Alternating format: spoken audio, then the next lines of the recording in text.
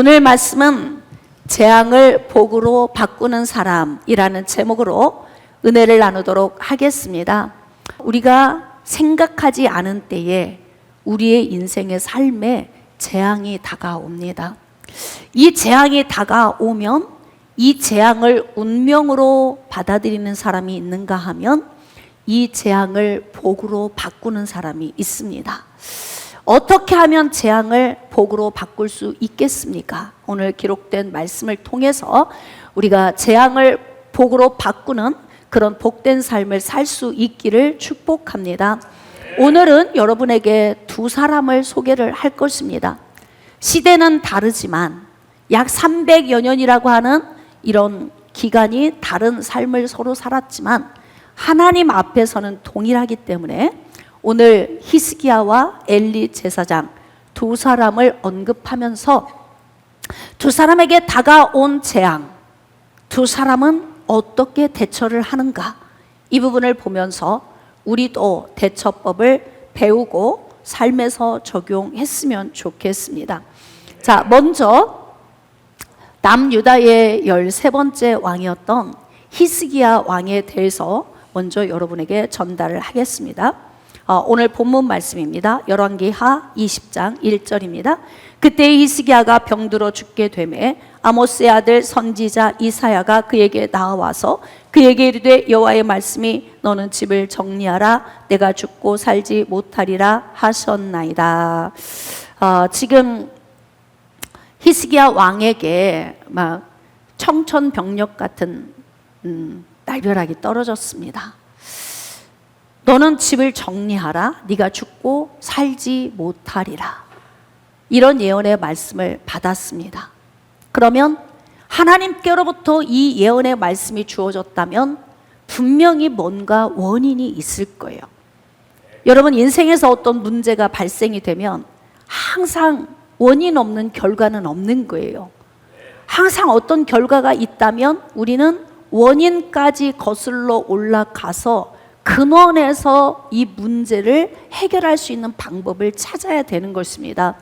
지금 히스기야 왕은 왕이 된 지 14년째 되는 해에 선지자를 통해서 예언의 말씀을 받았는데 이 예언의 말씀이 자신의 죽음에 관한 예언의 말씀인 거예요. 병들어 죽게 된 것이 하나님의 계획 안에서 온 것이다. 그러면 우리는 하나님의 계획 안에서 온 이 예언의 말씀을 다시 한번 주님께 물어야 되는 거예요. 하나님, 왜 제가 병들어 죽게 된 것입니까? 왜 집을 정리하라고 말씀하셨습니까? 왜 너는 더 살지 못하리라고 예언의 말씀을 주신 것입니까? 그러면 성령의 감동에 의해서 하나님께서 깨닫게 하시는 요인이 있어요. 가장 먼저는 우리가 어디에서부터 알게 되냐면 양심에서부터 이게 답이 나와요. 그러면 히스기야에게 이러한 문제가 왔던 이유가 무엇일까? 근원으로 가서 보겠습니다. 열왕기하 18장 13절 이하입니다. 히스기야 왕 제14년에 아수르 왕 사네립이 올라와서 유다 모든 견고한 성읍들을 쳐서 점령하매 아수르가 계속 남유다를 야금야금 땅을 지금 차지하고 있어요. 유다의 왕 히스기야가 라기스로 사람을 보내어 아수르 왕에게 이르되 내가 범죄하였나이다 나를 떠나 돌아가소서. 뭘 범죄한 거예요? 아수르가 지금 하나님이 주신 땅, 지금 하나님의 백성들이 사는 땅을 계속 쳐들어와서 땅을 정복하고 있는데 그 사람 앞에 항복하고 무릎을 꿇어버린 거예요. 여러분이 잘 아시는 것처럼 히스기야 왕은 어떤 왕이냐면 선한 왕이었던 여러 명의 사람 가운데 진짜 전무후무하게 히스기야 같은 사람이 없었다, 이렇게 이야기를 할 정도로 히스기야는 다윗이 간 길로, 정직한 길로, 하나님이 기뻐하시는 길로 갔던 사람이에요. 자, 그러나 여러분, 우리가 하나님 앞에 하나님의 말씀을 쫓아 정직하게 산다고 하지만 때로는 연약한 육신을 가지고 있기 때문에 이 믿음이 바닥을 칠 때가 있어요. 그래서 우리는 어떻게 해야 되냐면 믿음이 강력하도록 믿음을 유지하는 훈련을 해야 돼요. 그 믿음을 유지하기 위해서는 성령의 충만함으로 무장해야 됩니다. 성령이 충만해지면 은사적인 믿음이 커지고, 성령이 소멸되면 은사적인 믿음의 키는 작아지기 시작하는 겁니다. 그래서 인생에 어떤 문제가 왔을 때 하나님 안에서 담대함을 얻고 하나님께 묻고 그 친밀함 속에서 문제를 해결해 나가야 하는데, 왕이 된 지 14년이 되는 이 즈음에 히스기야의 영적 상태가 바닥으로 내리치기 시작한 거예요. 그러니까 인생에 문제가 왔을 때 하나님께 기도를 해야 하는데 하나님을 의지하지 않고 아수르 왕에게 무릎을 꿇어버린 거예요. 뭐든지 원하는 대로 내가 하겠습니다, 이렇게 된 겁니다. 여러분, 하나님께서 이 모습을 지금 보고 계시는데 하나님의 마음은 어떤 마음이실까요? 나를 의지하면 내가 도와줄 텐데 내가 속에서 불이 난다. 지금 점점 하나님의 마음이 힘들어지기 시작합니다. 여러분, 우리가 이 땅에서의 삶을 사는 동안 하나님의 마음을 시원케 해드리고 하나님을 기쁘시게 해드리는 삶을 살면 어떤 은혜가 오냐면 하나님께로부터 보너스, 보상이 주어집니다. 깨달아지시면 아멘. 그러나 하나님의 질투를 바라는 삶을 살면 재앙이 우리에게 매로 주어지는 것입니다. 하나님이 지켜보시는데 저건 내가 준 땅인데, 저 땅에서 지금 내가 택한 백성들이 살고 있는데 히스기야가 나에게 무릎을 꿇지 않고 이방인의 왕인 아수르 왕에게 무릎을 꿇었어? 근데 무릎을 꿇은 것으로 끝난 것이 아니고 이방인의 왕인 아수르 왕이 요구한 것이 무엇이냐면 은과 금을 달라고 요구를 한 거예요. 자, 그랬더니 히스기야 왕이 어떻게 했냐면 왕궁 곳간에 있는 것, 성전 곳간에 있는 은을 죄다 다 털어서 실었습니다. 그리고 이제 금을 또 준비를 하는데 어떻게 준비하냐면 성전 문과 성전 기둥에 입혀놓은 금을 전부 딱딱 긁어내린 거야. 그래가지고 그걸 모아가지고요 아수르 왕에게 실려 보냈어요. 여러분, 걸어가신 하나님이 임재하시는 성전의 처소에 있는 벽에 있는 문에 있는 금을 딱딱 긁어 모아서 두려움과 떨림으로 경외하는 마음으로 이방인의 왕 아수르 왕 사네립에게 그것을 보낼 때 하나님은 어떤 마음이실까? 어떤 마음이실까? 여러분, 이제 우리가 여기서 좀 고민해야 될 게 있어요. 우리에게 주신 10계명이 있는데 1계명에서 4계명까지는 하나님께 대한 범죄이고 5계명에서 10계명까지는 사람에 대한 계명이에요. 거기에서도 6계명에서 10계명까지의 5가지의 이 계명, 이 계명은 사람과 사람 사이에서 일어나는 범죄의 문제예요. 여러분, 오늘 잘 기억하십시오. 사람과 사람 사이에서 일어나는 범죄의 문제, 범죄가 발생이 되면 제일 먼저 양심에서 아프기 시작해요. 이 양심에서부터 고통을 받기 시작을 하는 거예요. 그 다음에 사람과 사람 사이에서 일어난 범죄의 행위는 우리가 그 시대를 살고 있는, 내가 소속돼 있는 곳의 법으로 다룸을 받습니다. 그래서 내가 범죄한 이 죄가 법에 저촉이 되면은 실정법으로 다룸을 받게 되죠. 자, 세 번째, 사람과 사람 사이에서 범죄한 이 범죄는 대가가 오는데 어떤 대가가 오냐면 내가 뿌린 대로 거두는 대가로 얻어집니다. 그렇기 때문에 우리가 이 땅에서 살아가는 날 동안에 사람과 사람 사이에서도 굉장히 신중하게 살아야 되고 할 수만 있으면 범죄하지 않고 사는 것이 복입니다. 그러나 여러분, 우리가 육신을 입고 있기 때문에 이 땅에서 살아가는 날 동안에 죄와 무관한 삶을 살 수는 없습니다. 그래서 우리가 범죄하는 가운데서 살면서 양심의 법에 저촉되어 그 다음에 실정법에 저촉되고 그 다음에 내가 뿌린 대로 거두는 열매의 대가의 삶을 우리가 지금 이제 살게 되는 거예요. 그런데 중요한 건 하나님은 언제 개입하시느냐? 우리 인생의 삶에 하나님은 언제 개입하시냐면 1계명에서 4계명까지 우리에게 주신 그 계명을 우리가 범죄했을 때, 이때 하나님은 우리 인생의 삶에 직접적으로 개입을 하십니다. 그러니까 하나님은 질투하는 하나님이시기 때문에 1계명에서 4계명까지 주신 그 말씀의 요지는 뭐냐면 나만 사랑해 이거예요. 나만 사랑해. 자녀도 나보다 더 좋아하면 그거 우상 숭배야. 또 돈을 너무 좋아하고 나보다 돈을 너무 좋아해서 주일날 일하러 가는 거, 돈 벌러 다니는 거, 이거 다 전부 내가 질투를 바랄 수밖에 없는 요인이야. 그리고 뭐냐면 나만 사랑하라는 거예요, 하나님께서. 그러면 이 땅에 있는 그 어떤 것도 우리에게 필요가 없다, 그 의미가 아니에요.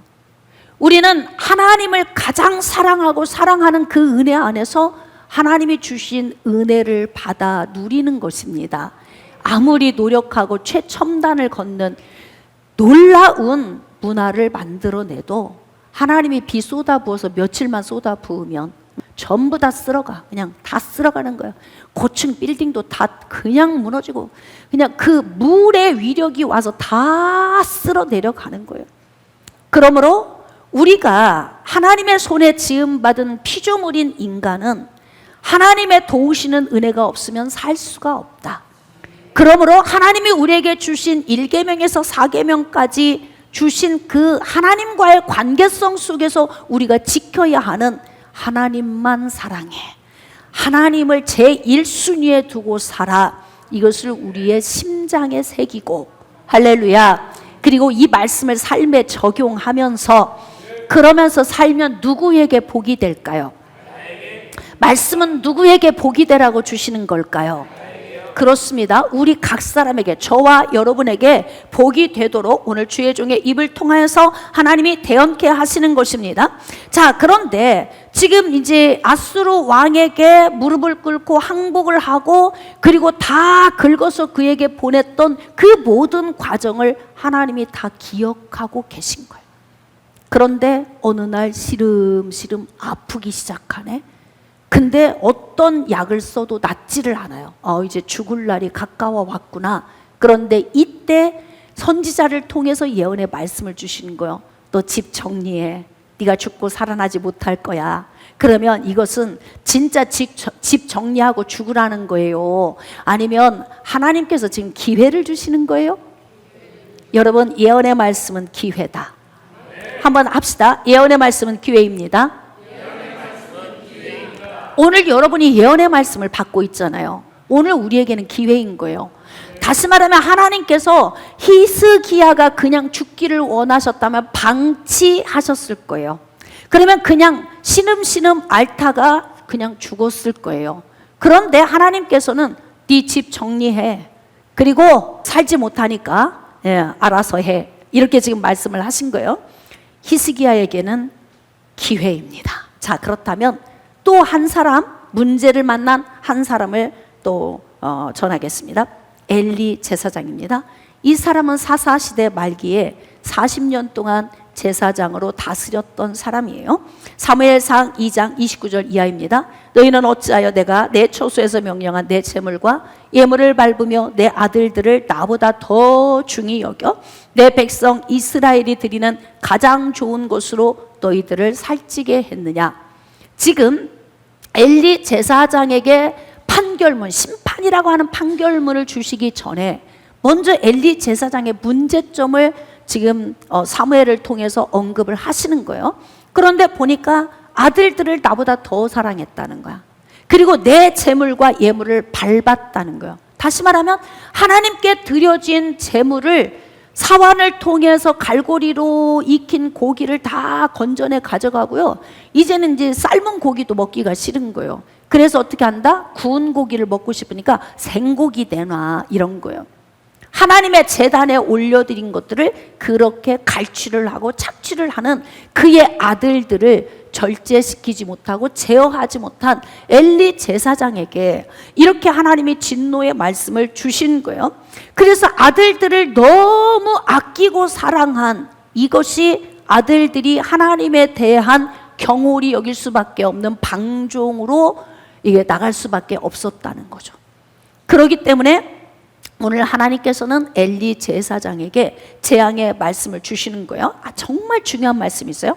자, 30절 이 말씀 우리 같이 한 목소리로 합독합시다. 시작. 그러므로 이스라엘의 하나님 나 여호와가 말하노라. 내가 전에 내 집과 내 조상의 집이 내 앞에 영원히 행하리라 하였으나 이제 나 여호와가 말하노니 결단코 그렇게 하지 아니하리라. 나를 존중히 여기는 자를 내가 존중히 여기고 나를 멸시하는 자를 내가 경멸하리라. 아주 중요한 말씀이 있어요. 하나님을 존중히 여기는 자를 하나님이 존중히 여겨주시고 하나님을 멸시하는 자를 경멸히 여기신대. 그러니까 지금 엘리 제사장은 하나님을 존중히 여기지 않았기 때문에 하나님의 심장에서 엘리 제사장이 40년 동안 제사장직을 수행하면서 악하게 살아왔던 그 삶을 지켜보면서 하나님의 마음속에서 점점 엘리 제사장을 향한 경멸한 마음이 끌어올랐다 그 뜻이야. 하나님의 심장 속에서 지금 어떤 마음이 나를 향해 불타오르실까? 복을 주시고 싶은 마음이 불타오르실까?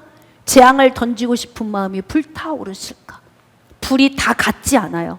어떤 때는 불이 정말 하나님의 능력으로 나타나서 소생시키고 살리고 하나님의 살아계심을 나타내는 불이기도 하지만 어떤 때는 이 불이 재앙의 불이 되기도 한다는 것입니다. 그러므로 여러분, 우리가 신앙생활할 때 하나님이 사랑하셔서 예수 그리스도 보내주셨고 그분을 통하여 믿는 자들에게 영생을 주신 너무너무 사랑의 하나님이시지만 하나님을 두려워 떠는 마음으로 하나님을 경외해야 돼요.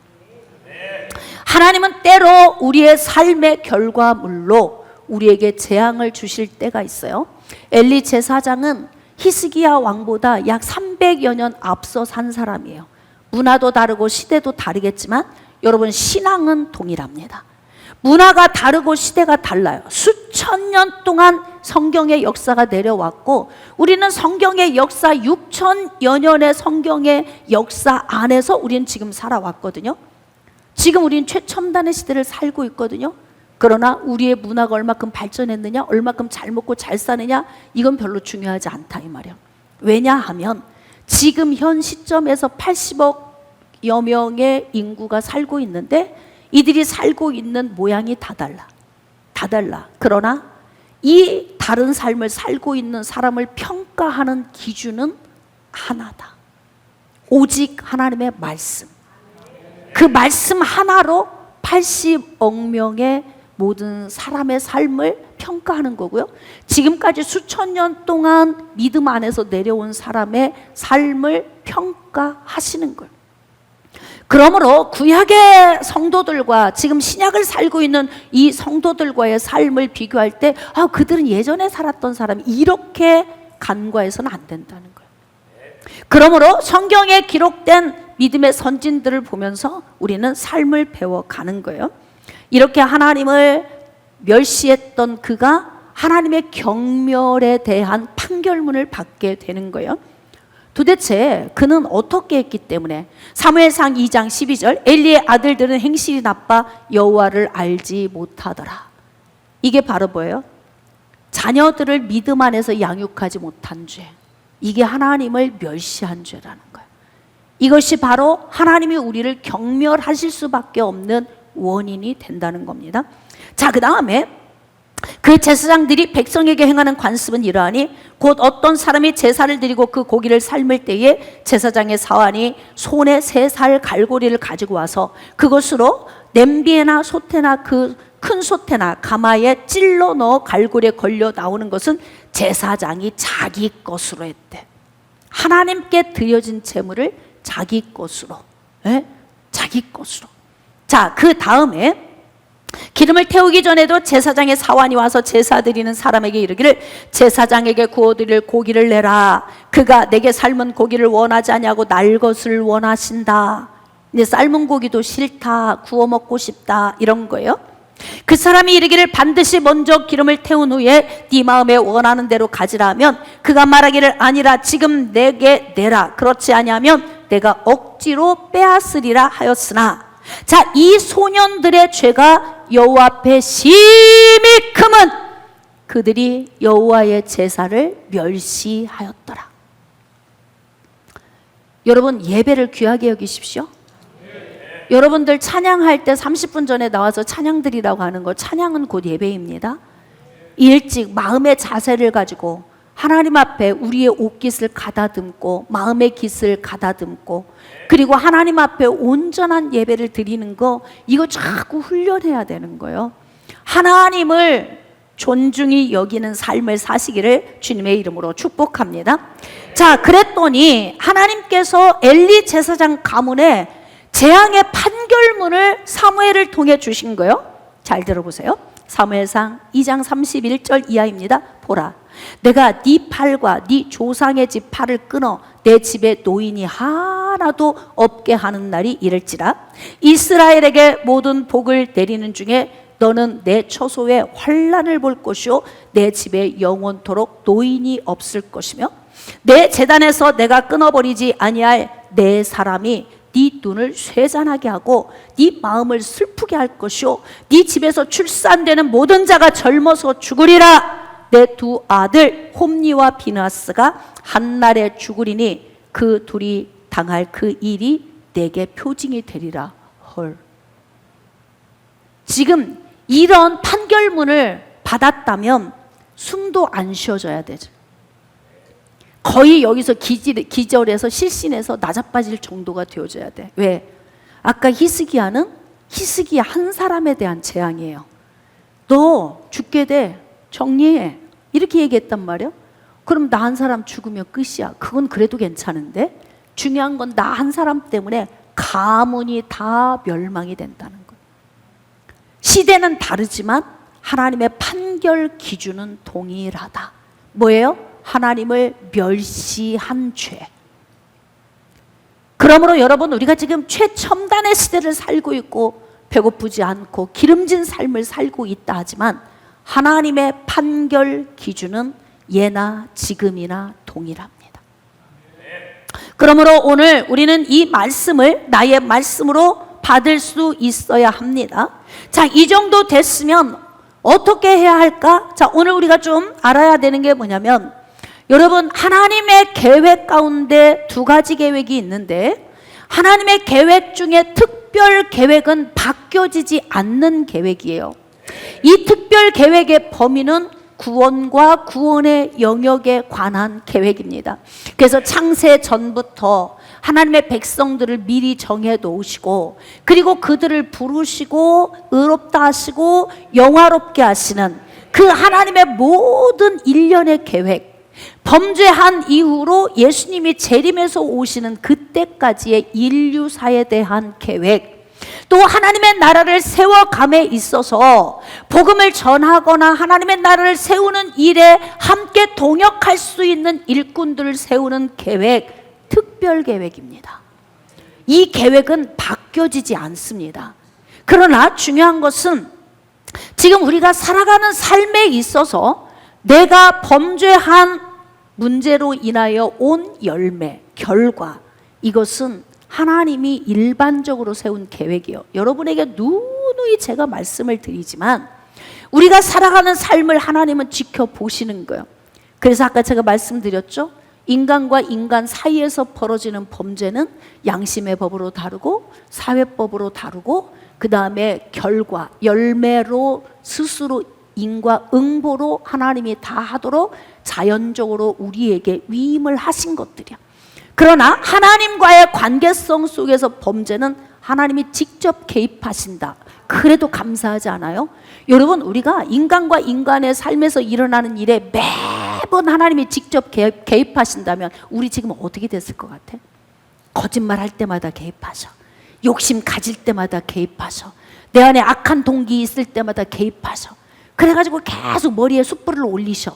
그러면 우리는 지금 어떻게 됐을 것 같아요? 그러니까 하나님의 그 사랑의 은혜가 너무 놀라우신 거예요. 우리가 범죄하며 살 수밖에 없는 죄인된 인간임을 하나님은 아시고, 그래서 우리가 살고 있는 인간 관계 속에서 사는 것은 하나님이 그냥 지켜보시고 알아서 그 안에서 다 해결이 되도록 하셨는데요, 못 견디시는 게 있어요. 그게 뭔 줄 아십니까? 하나님께 대한 범죄. 하나님께 대한 범죄. 여호와는 질투하시는 하나님이시다. 그러니까 결국 하나님의 제사를 멸시하고 하나님에게 바쳐진 제물들을 밟고 자녀를 더 사랑한 문제, 이 문제가 하나님의 질투를 바라셨다 이 말이에요. 그래서 지금 하나님께서 제사장에게 판결문을 줬는데요, 이 판결문을 받는 엘리 제사장의 태도를 한번 보겠습니다. 사무엘상 3장 17절 18절입니다. 이르되 내게 무엇을 말씀하셨느냐 청하노니 내게 숨기지 말라. 내게 말씀하신 모든 것을 하나라도 숨기면 하나님이 내게 벌을 내리시고 또 내리시기를 원하노라 하는지라. 자, 아까 예언은 뭐라고 그랬어요? 자, 시작. 예언은, 다시 시작. 예언은 기회입니다. 그러니까 지금 하나님께서는 히스기야에게도 기회를 주시는 것이고 엘리 제사장에게도 기회를 주시는 거예요. 히스기야와는 비교할 수 없이 악하게 살았던 엘리 제사장임에도 불구하고 그래도 하나님이 기회를 주신다. 왜냐하면 인간이 결정하고 살아왔던 삶에 대하여 회개하고 돌아오도록 말씀하시는 거예요. 엘리 제사장은 사사시대 끝 무렵에 살았던 사람이에요. 사사시대가 어떤 시대예요? 12명의 사사를 통해 통치했는데 왕이 없어. 그래서 하나님이 시기와 때에 맞춰 사사를 세워서 다스리게 했는데요, 자기 소견에 옳은 대로 살았대. 그러니까 영적으로 엄청 무뎌진 시대예요. 그 시대의 끝말에 사울이 세워지기 전 그때쯤에 엘리 제사장이 다스렸는데 엘리 제사장도 영적으로 그냥 바닥을 치고 있었어. 자, 히스기야도 보니까 영적으로 바닥을 칠 때 하나님에 대한 범죄의 문제가 일어나. 엘리 제사장도 영적으로 바닥을 칠 때 하나님에 대한 범죄의 문제가 발생되는 거예요. 그러므로 여러분, 우리는 어떻게 해야 되냐면 인생의 삶에 많은 문제가 우리에게 다가와도 절대 하나님을 향한 범죄를 저지르지 않도록 예배 생활을 철저히 해야 됩니다. 하나님이 기뻐하시는 말씀 중심의 삶을 살아야 됩니다.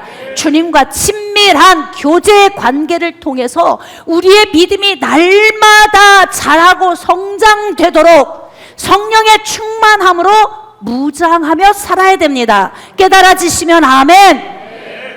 그러므로 지금 이 말씀을 주셨는데 지금 엘리 제사장의 태도를 볼까요? 사무엘이 그것을 그에게 자세히 말하고 조금도 숨기지 아니하니 그가 이르되 이는 여호와이시니 선하신 대로 하실 것이니라 하니라.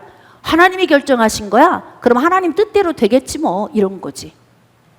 예언은 기회라고 했는데 만약에 하나님께서 기회를 주시지 않았다면 예언의 말씀을 하실 필요가 없는 거예요. 오늘 저와 여러분에게 주의 종을 통해서 대언을 하게 하시는 이유는 오늘도 우리에게 기회를 주시는 것입니다. 유턴할 수 있는 기회, 충만할 수 있는 기회, 하나님께 돌아갈 수 있는 기회, 회개할 수 있는 기회, 그 기회를 우리에게 주시는 거예요. 근데 그 기회를 붙들지 못하고 엘리 제사장은 하나님이 결정하셨으니까 하나님이 알아서 하시겠지, 이렇게 된 거예요. 너무나 가슴 아픈 일입니다. 자, 그러면 히스기야는 어떻게 했을까요? 자, 본문 말씀입니다. 열왕기하 20장 1절. 그때 히스기야가 병들어 죽게 되매 아모스의 아들 선지자 이사야가 그에게 나와서 그에게 이르되 여호와의 말씀이 너는 집을 정리하라, 네가 죽고 살지 못하리라 하셨나이다. 이 말씀을 지금 받았잖아요. 근데 히스기야는 왜 이렇게 죽을 수밖에 없었다는 거예요? 아수르 왕에게 무릎 꿇은 문제, 성전에 있는 하나님의 성물을 소홀히 대한 문제, 이 문제 때문에 지금 죽을 수밖에 없는 문제가 온 거예요. 자, 그러면 히스기야는 어떻게 했느냐? 2절입니다. 히스기야가 낯을 벽으로 향하고 여호와께 기도하여 이르되, 기회를 잘 잡은 거예요. 할렐루야. 오늘 우리에게 말씀을 주셨다면 나에게 기회로다 이 시간이 은혜 받을 기회로다. 할렐루야. 말씀을 받을 때 좌절하지 마세요. 말씀은 좌절시키려고 주는 게 아니에요. 말씀은 다시 살리려고, 말씀은 기회를 주시려고, 말씀은 유턴하고 돌아오라고, 정신 차리라고 주시는 것이기 때문에 눌리지 마세요. 오늘 주님 안에서 방법을 깨닫고 그 방법으로 나아가면 되는 거예요. 자, 그래서 낯을 벽으로 향하고 여호와께 기도했어요. 어떤 기도했겠습니까? 예? 어떤 기도했겠어요? 어떤 기도를 해야 응답이 빠를까? 예? 여러분은 어떤 응답을 받고 싶으십니까? 여호와여 구하오니 내가 진실과 전심으로 주 앞에 행하며 주께서 보시기에 선하게 행하신 것을 기억하옵소서. 뭔 좀 이게 있어야지. 내가 주님 앞에 어떻게 살아왔는지. 하나님, 제가 그동안에 주님의 부름 받아서요 25살에 예수님 만났고 담에색 체험했고 30에 부름 받았고 그리고 이 나이 먹을 때까지 수십 년간을 오직 주님만 보고 왔는데요, 제가 부족해서 범죄했습니다. 용서해 주세요. 잘못했습니다. 이렇게 기도할 수 있는 거리가 있어야 된다는 거예요. 그런데 그렇게 기도했는데요, 히스기야가 어떻게 기도했냐면 심히 통곡을 하면서 기도했대요. 여러분, 이 눈물의 의미를 하나님은 다 아십니다. 어떤 사람은 눈물을 흘릴 때 원망의 눈물을 흘리는 분이 있어요. 어떤 사람은 막 악이 받쳐서 눈물을 막 꺼이 우는 사람이 있어요. 이 눈물의 색이 다 달라요. 어떤 사람은 막 사랑의 마음이 너무 커서 그 영혼이 구원받지 못했는데 그를 너무 사랑하는데 그가 지옥 가는 것이 너무 가슴 아파서 막 애통하며 우는 눈물도 있어요. 그런데 지금 히스기야는 어떤 눈물을 흘렸을까요? 회개의 눈물. 내가 하나님 앞에 무릎 꿇고 기도했어야 되는데 아수르 왕에게 항복하고 무릎을 꿇고 하나님 성전 안에 있는 모든 걸 다 긁고 막 털어서 그냥 아수르 왕에게 다 보낸 것. 근데 아수르 왕이 그것을 받고 그래 알았어 내가 봐줄게 그렇게 됐을까요? 아니에요. 그거 받고 그냥 계속 쳐들어오는 거예요. 그러니 안 해도 됐을 것들을 해놓고, 얼마나 이게 인간이 이제 우리 모습이 그렇단 말이에요. 응? 히스기야만의 문제이겠습니까? 이게 지금 우리와 동일한 문제예요. 어느 시대를 사나 인간 사는 모습은 동일하다. 그러나 중요한 것은 그리스도인은 하나님께 대한 경외의 마음을 무장하고 사는 게 중요하다. 이게 너무 중요한 거예요. 순식간에 그냥 신앙이 바닥으로 떨어지면서 아수르 왕에게 무릎 꿇었던 문제를 얼마나 통회하고 자복했겠습니까? 이게요, 여러분, 빨리 응답이 올수록 발견이 빨리 된 건데, 기도가 하나님 앞에 합당할수록 빨리 발견된다. 그런데 중요한 건 이사야 선지자가 예언의 말씀을 전하고 갑니다. 그리고 갔단 말이에요. 이제 나머지는 알아서 하세요. 이제 예언은 기회입니다. 그러니까 폐하께서 이제 주님과 단판을 짓든지 알아서 하세요. 그리고 이제 휙 하고 갔단 말이에요. 막 가고 있는데요, 성읍 중간도 못 갔는데요, 하나님이 이사야야 부르시는 거야. 이사야야 부르세요.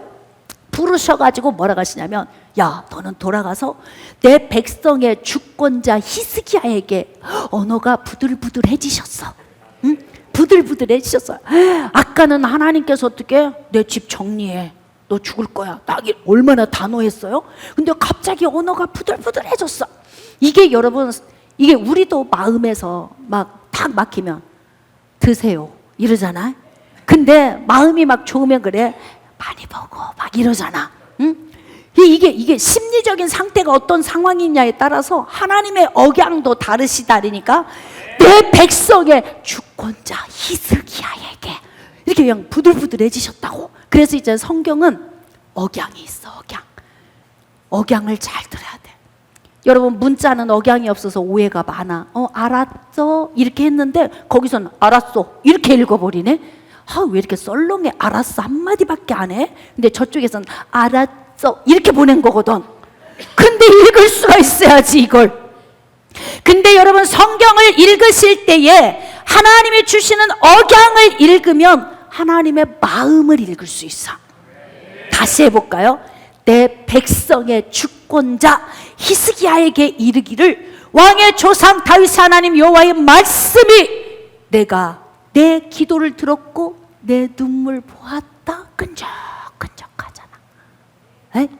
하나님은 지정의를 가지고 계셔서요, 하나님은 기뻐하시기도 하고 슬퍼하기도 하시고 근심도 하시고 기분 나빠하시기도 하고 불쾌하기도 하시고요, 행복해 하시기도 하시고. 그런데 조금 전까지만 해도 성전에 있는 거 다 긁어서 이방인의 왕에게도 무릎 꿇었어? 너 나한테 묻지도 않았어? 응? 내가 만왕의 왕인데 네가 나를 외면했어? 막 화가 나셨단 말이에요. 그래서 질병을 넣어주셨고, 그리고 그냥 데려가시려고 딱 계획을 세웠는데 통곡하고 울고 불고 난리가 난 거예요. 하나님, 제가 하나님을 의지하지 않고 이방인의 왕을 의지해서 막 용서해 주세요. 근데 엘리 제사장은 어떻게 했다고요? 똑같은 세상에 태어나서 똑같은 하나님의 자녀로서의 삶을 샀는데, 하나님이 그렇게 생각하시면 하나님이 알아서 하시겠지? 얼마나 오만한 태도예요. 에? 여러분, 내 주위가 왕이어도 하나님 앞에서는 성도야. 한 사람의 성도. 제가 지금 목사여도 하나님 앞에서 저는 성도입니다. 에?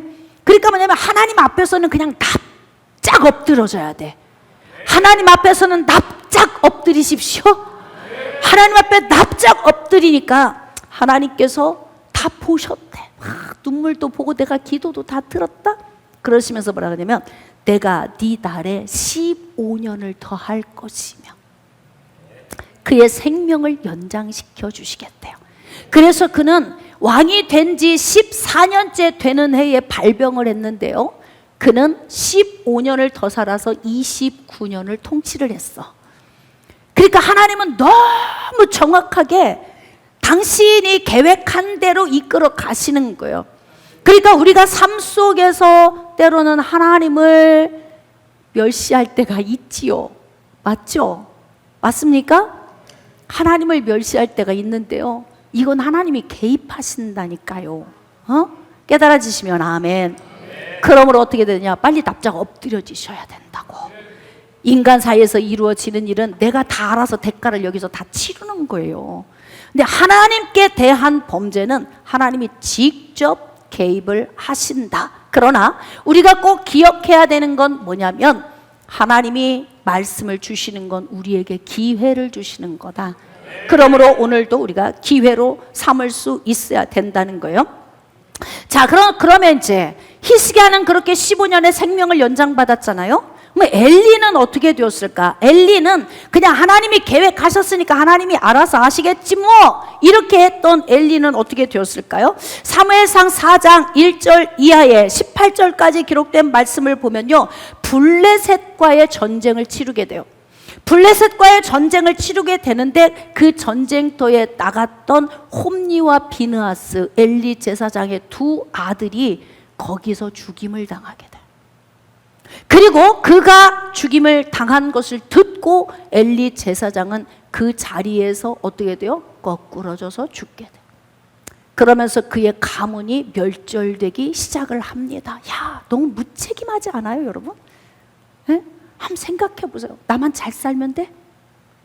나 죽으면 끝이에요? 우리가 짐승입니까? 우리의 생각이 그렇게밖에 못 미치는 겁니까? 그러니까 우리가 히스기야와 엘리 제사장의 두 사람의 이 상황을 보면서 둘 다 하나님을 멸시했고 둘 다 하나님 앞에 징계의 판결문을 받았는데, 어떤 사람은 하나님 앞에 납작 엎드러져 회개하고 복을 받아 누리는 사람이 있는가 하면, 얼마나 강팍하면 나도 죽고 가문도 쓸어버리고 모든 일을 이렇게 나 하나로부터 시작해서 온 집안이 쑥대밭을 만드는 이런 결과를 낳느냐, 이 말입니다. 그럼 무슨 차이일까? 히스기야와 엘리의 차이점이 뭐예요? 엘리가 그만큼 하나님에 대해 강팍한 사람이다. 그것을 알 수 있는 거예요. 여러분, 우리는 살면서 범죄할 수 있어요. 인간과 인간 사이에서 범죄는 말할 것도 없고, 그것은 우리가 원래 죄인으로 이 땅에 왔기 때문에 그것은 피할 수 없는 일이지만, 중요한 건 하나님에 대한 범죄의 문제도 성령이 소멸되면 금방 범죄하는 자리에 가 있잖아. 그래서 우리는 항상 어떻게 해야 되냐면 회개하는 자리로 나아가야 돼요. 강팍한 마음을 깨뜨리세요. 할렐루야. 너무나 완고하고 고집스럽고 강팍스러운 마음을 깨뜨리세요. 그거 안 깨뜨리면은 가문의 집안 자손 대대로 엘리 제사장이 받았던 이 판결문을 받아들고 이런 문제 올 수 있다 이 말입니다. 이 말씀을 또 오늘 친다 이렇게 듣지 마세요. 오늘이 기회입니다. 할렐루야. 그 기회를 얻게 하려고 오늘 말씀을 주신 거야. 그러니까 오늘 나는 히스기야처럼 살아야지 이렇게 여러분이 결정하시면 되는 거라고요. 할렐루야.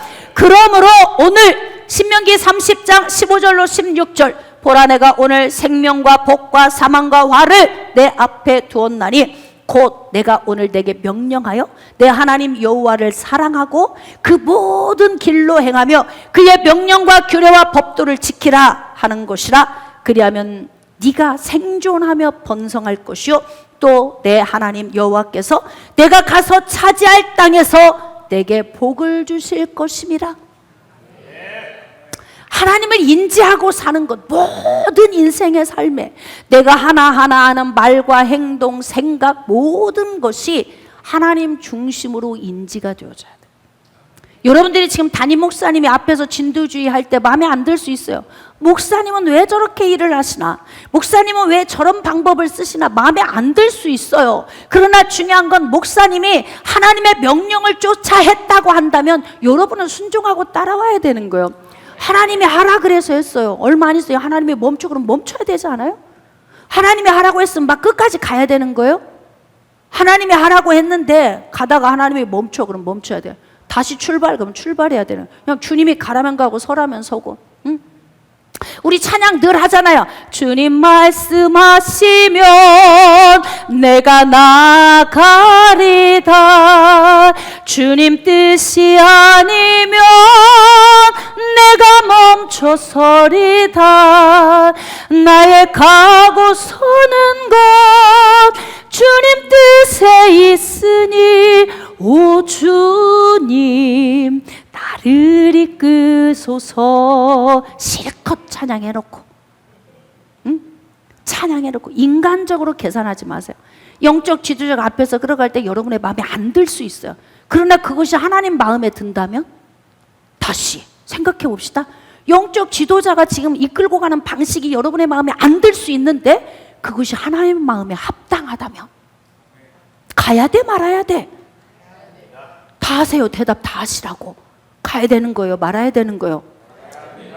여러분의 인간적인 생각으로 계산하지 말라고. 그리고 뭐냐면 여러분은 딱 이렇게 하시면 돼요. 하나님 경외하고 그분 높이고 오늘 말씀 주시면 깨닫고 그 말씀 속에서 회개가 필요하면 회개하고 그 말씀 속에서 전진이 필요하면 전진하시면 되는 거예요. 강팍함을 깨뜨립시다. 하나님에 대한 강팍함을 깨뜨리십시오. 오늘 생명과 복과 화와 저주 우리 앞에 두셨다잖아.